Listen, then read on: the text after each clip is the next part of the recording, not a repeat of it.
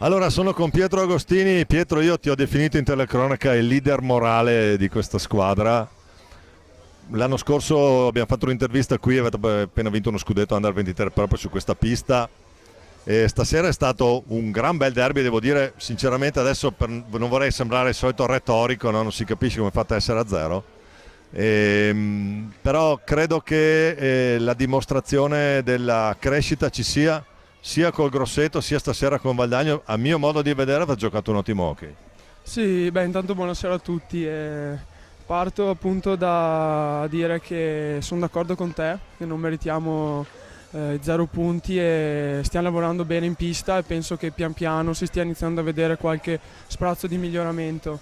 E per la prestazione in questa sera non mi ritengo soddisfatto per la sconfitta, però diciamo mi ha fatto una prestazione di carattere e niente, stiamo cercando con tutte le forze di uscire un po' da questa spirale negativa, no, che si è venuta a formare. Non è facile, ma sono sicuro che con i primi risultati che arriveranno riusciremo poi a far meglio e a iniziare a fare i risultati che secondo me ci meritiamo.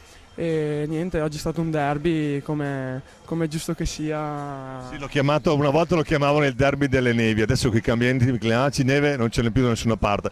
Però sicuramente a mio modo di vedere adesso fra un po' comincerà anche il cosiddetto girone di ritorno, ma questo rodaggio, tutto questo lavoro dovrà per forza portare a qualche buon risultato. Sì, guarda, sono d'accordo e per molti è stato diciamo un po', parlo per me dopo una stagione di A2 diciamo che perdi un po' il ritmo, no?